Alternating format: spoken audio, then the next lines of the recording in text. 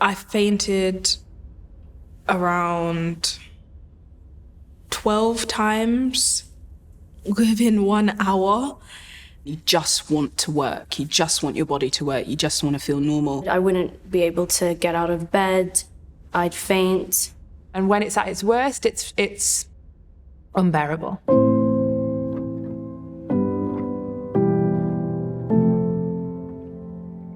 I would definitely say that endometriosis kind of ruined my life. I've lost parts of my childhood where I could have been going out and having fun and doing stuff that I feel like other people could do when they're on their period. When I was first diagnosed with endometriosis, I was about 25 and I was experiencing really bad period cramps. Every time I had my period, I was unable to eat, drink, do any kind of physical activity. I was literally bedbound. I was passed about into different departments in the NHS, liver department, gastroenterologist, gallbladder, all of these different departments, but they kept saying, you're fine, there's nothing wrong here, you know. And they kept going back to, have you been referred to a gynecologist?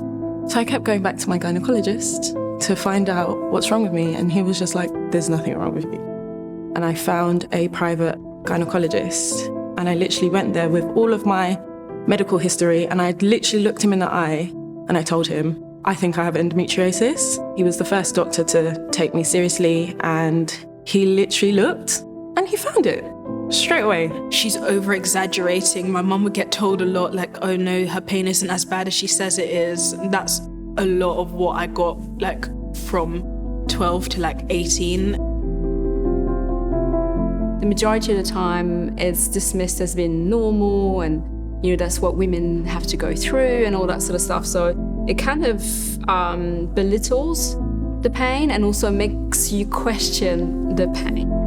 I would say about 10 years. 10 years for me to get a diagnosis. So yeah, it's, what's that, 8 years? 8 years I've had now, yeah.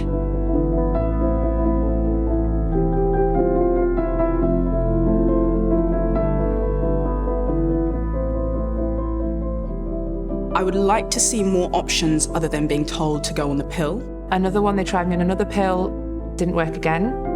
So eventually I had my second surgery in 2018. I was given like a lot of different medications, and some would help sometimes, and other times it wouldn't. I actually had tried everything, nothing worked. The condition was extremely aggressive. It kept coming back and it was so painful. And my last treatment was so hideous that I was like, I can't do this anymore. Basically what happens is that cells that are supposed to grow within the uterus actually go elsewhere in the body.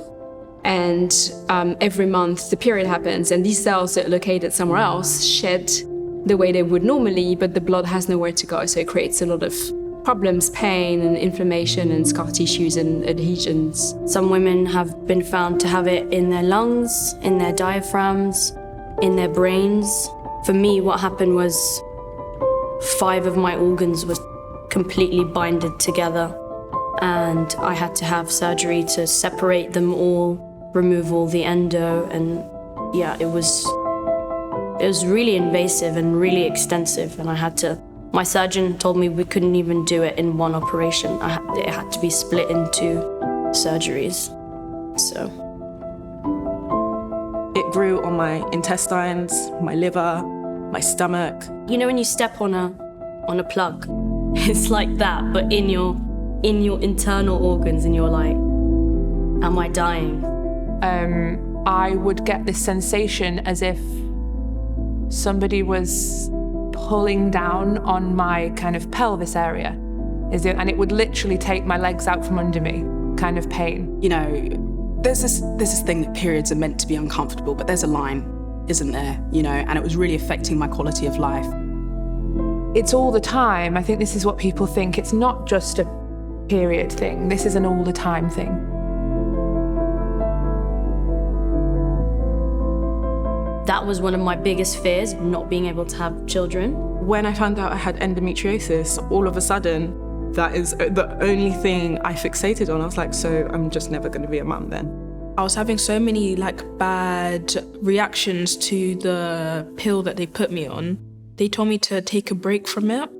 And so I did. And during that break, I actually got pregnant. So right now I am pregnant, which I thought was wow, because I was being told that I couldn't. So it was very shocking for me, but I also felt like it was meant to be. So after I had my first surgery, and first and only surgery, I was diagnosed with stage 4 endometriosis. I felt amazing the next day. I felt so light and free. I think I even walked home the next day after the surgery. And everyone was like, really, are you okay? I just felt, I'll never forget that feeling actually. That's so interesting. I've not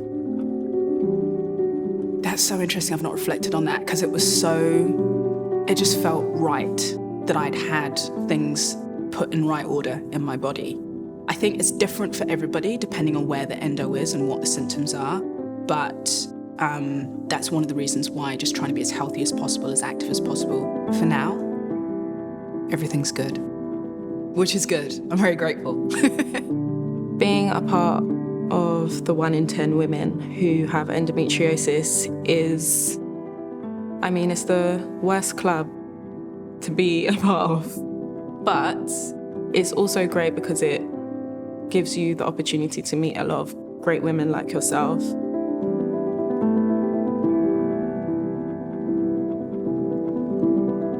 I would love to be part of something that can help get that number reduced.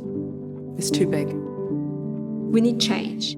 We need people who have been campaigning in isolation to come together and demand change and options that are non-invasive, diagnoses that are non-invasive, and we need to make this change together. That's the hope.